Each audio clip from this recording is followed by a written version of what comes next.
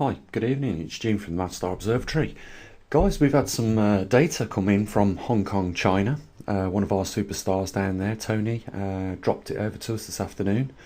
And I thought to myself, I was going to do a video showing you CO2 this evening, along with the collection of equipment that we've got together to go, hopefully, by the end of this week, out to Brazil.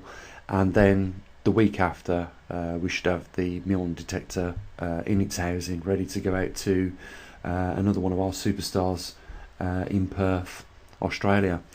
So let's get into it, guys. What we're looking at is the data over the last month of the intensity, the magnetic intensity over China, Hong Kong right now. And what we can see is it's creeping back up. In fact, it's almost gone up nearly 2 microteslers in probably less than 3 months. So if we just go back to, let's say here, we can see that the microteslers was just about hovering over 14 at one point, and now, over the next couple of months, we see 3 or 4 months worth, we see it's going back up to close on 17. It's like a 3 microtesla increase, and that is a lot, guys, when you consider that our Earth's magnetosphere strength only has a strength of about 58 microteslers or thereabouts.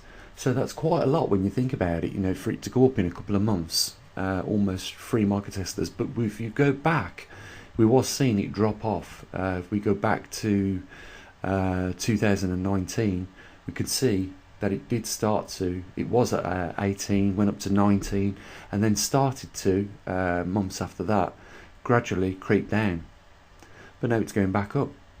What this tells us is that there's definitely something going on in the core of the Earth with regards to, how the magnetic intensity over these regions is formed. It would be interesting if we got more data to try and model, like we see swarms maps doing, try and model, that movement of high and low intensities in these regions as it gradually shifts. But on average, as you can see, our data usually jitters quite frequently over the month, around about 1 to 2 microteslers. But when you start to see it gradually going up and covering a bar of 7 microteslers, that at that point it's nothing to do with the daily shifts that the magnetosphere has. This is more of a semi-long period where the high intensity is shifting.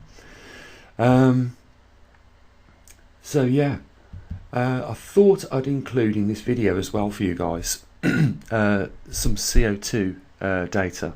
I think you're going to be surprised, especially when you think that we have been down now in lockdown, pretty much most of the world has, for the last 6 weeks, and that means a lot of the traffic hasn't been burning the fuel, and the aircraft and the ships on the seas haven't been burning up metric tons of oil, jet aviation fuel, and obviously petrol and diesel that we use in our cars.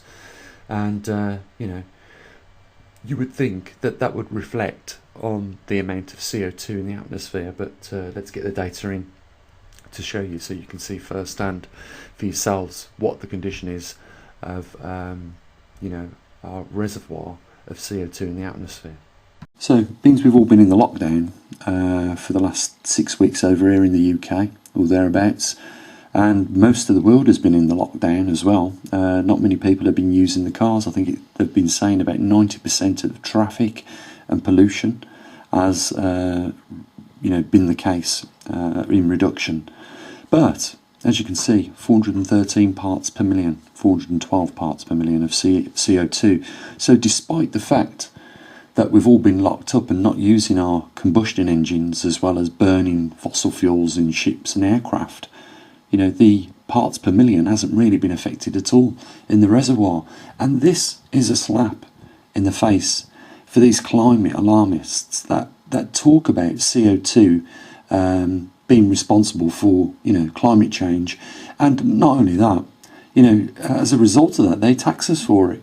So it's a fraud, and this just proves it. outright. As you can see, I've got the oxygen sensor out there, which is taking a reading. It's at 20.94%.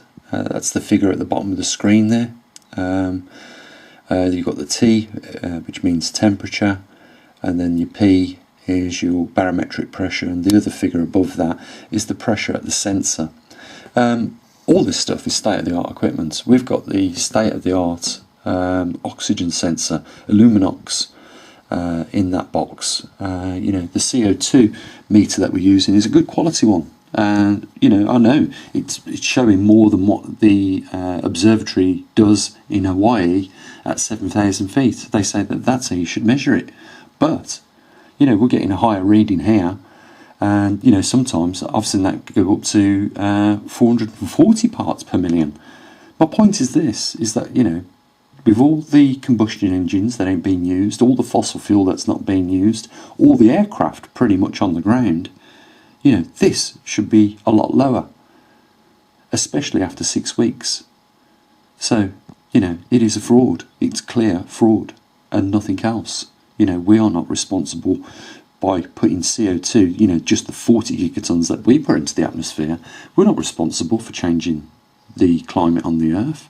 What's happening is the climate's changing on the Earth because the jet streams have changed as a result of having more cosmic radiation in there, which creates more cloud seeding, and in turn, slows and makes the jet streams more sluggish, and it changes the seasons. And that's why we're having all these problems. It's not to do with man-made CO2. Let's put it into perspective. 800 gigatons a year from the ocean, another 800 gigatons of carbon dioxide from the land. Our 40 gigatons that the humanity puts in there across the range, is negligent, really. It's nothing. It's like adding an extra teaspoon of water to the bath that's already full. So, anyhow, just thought I'd show you that.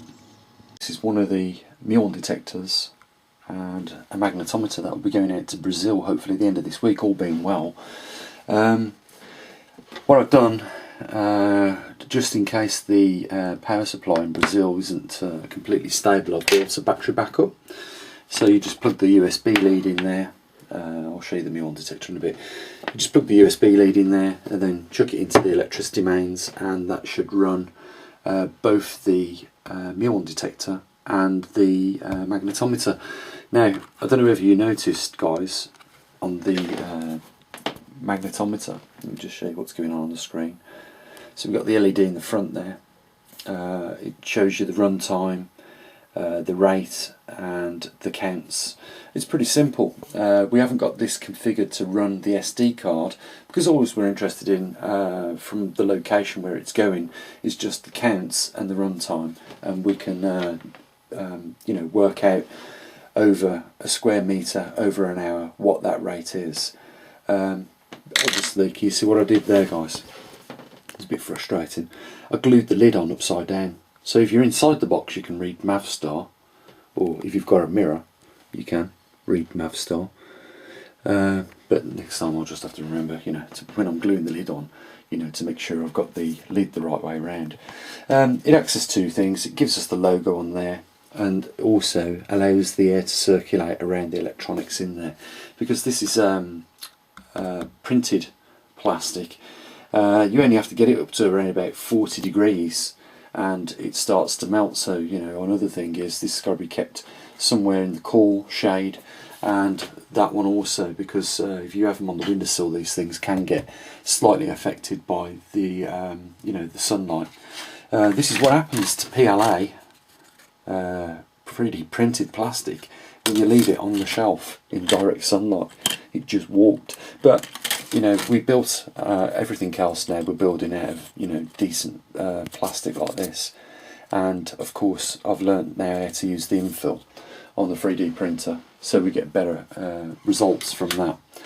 But yeah, I'm really pleased with the outcome of this. This hopefully should be in Brazil the end of the week, or end of next week, and we've got one going out to Jeff down in Perth in Australia in the next couple of weeks or so. Maybe the next week I'm going to get straight on to building the enclosure, one of these enclosures for this one. To do the enclosure, we have to pop an hole in the front there so we can get the wires off, so we desoldered the screens from the back there. It's quite a bit of work that goes into building these Mule detectors. I'd like to change a few things on these Mule detectors myself. I don't particularly like the fact that you can't run an SD card as well as having the LED screen lit. It's either one or the other. That was MIT's choice. I might redesign the board and use a Tinsy, which is gives you a little bit more power than a mini Arduino, which you can see just under the board there at the back. So there's the Arduino, and obviously all those headers of where it's been soldered onto there. So yeah, we'll get one out to Jeff within the next couple of weeks. This one hopefully should be in Brazil with the magnetometer, and that gives us the opportunity, guys, to answer that question: how much cosmic radiation is inbound in a weakened region like Brazil, because that is slap bang in the vicinity of the South Atlantic anomaly, which is the weakest magnetic intensity on our entire planet. And Perth is not too bad. It does have emerging high intensity creeping up on it, and it's probably in measurable size the biggest on the planet. So we get to see what's on the biggest and on what's on the weakest. We get that information back here, and we get it up onto the website. And there's going to be a dedicated page for muon readings every week, as well as a few other things that we do. So yeah. Power pack's done. The equipment's just got to be put in a box, and then have the address slapped on it, and then all being good, maybe in 3 weeks we could have our first run of a week's test data. You never know. But this part of the equipment is finished and ready to go out.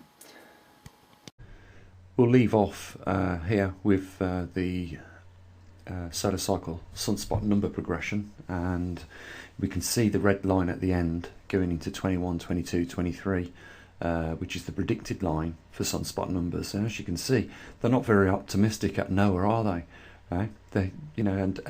Here's a question for you guys: if the sun was going through its magnetic reversal, surely we should start to see a rise in sunspot numbers. But if anything to go by what we've been looking at over the last 3 solar cycles, which is almost an exponential decline in sunspot numbers over 3 cycles, then if we just go with the trend and say it's not likely that we're going to start to see any activity for quite a period of time. We haven't, as far as I'm aware, seen the equilibrium here, and it's not until we start to see a rise in numbers will we be able to identify that equilibrium in any case. Before I end, I just want to say a big thank you to Elise in Holland, Susan in San Francisco, Doug, Bob, Jen, Kathy, you guys that have got our equipment in your homes in different locations around the world. You're all superstars as far as I am concerned. Without you guys supporting the research, and you guys having these pieces of equipment in your home and taking the time to send me the data file once a month, we wouldn't have the data, the global data that we've got now. We'd just have what we've got here at the observatory. And I said this year I wanted to hit the ground running. I wanted to expand the observatory in putting more magnetometers around different locations. If you're in Canada and you feel you might be up to having one of our magnetometers there, drop me a comment in the section. We'll link up on Skype at some point, and I'll make that happen. But otherwise, guys, the link is down there if you want to help continue to support what we do at the observatory, and we will keep you informed with what's going on with regards to these anomalies that we cover on the website. If you haven't been over to the website, poleshiftnews.com, go over there, because we've got tons of information. Schumann frequency uploaded every day, more than one time a day, live maps, satellite imagery, you've got sea surface temperatures, precipitation maps, all the data that we collect up with the TriMag here at the the maverickstar observatory. We've got the magnetosphere data that we collect here as well. We regularly inform you how many muons and CO2 is in the atmosphere along with oxygen. We just seem to do a lot, don't we, these days, more than we ever have done. But I don't see that we are anywhere finished with our business here. I think we can do a lot more, and you never know, guys, where all this will lead. It might lead to an early warning system, or an alarm for you guys, as and when that pole finally does start to migrate, possibly 3 to 7 years away from us. Now it's not far away from that 40-degree mark, and I've said it time and time again, it is at that point where we cross from the strong field lines that holds poles in their positions, and we move into those weak field lines where they migrate, and that is very shortly upon us, guys. So you take care, look after your loved ones, and like I said, link down there if you want to support us. It's not compulsory, it's entirely up to you, but with no support we simply come to a grinding halt. Okay, don't get too bored with your lockdown.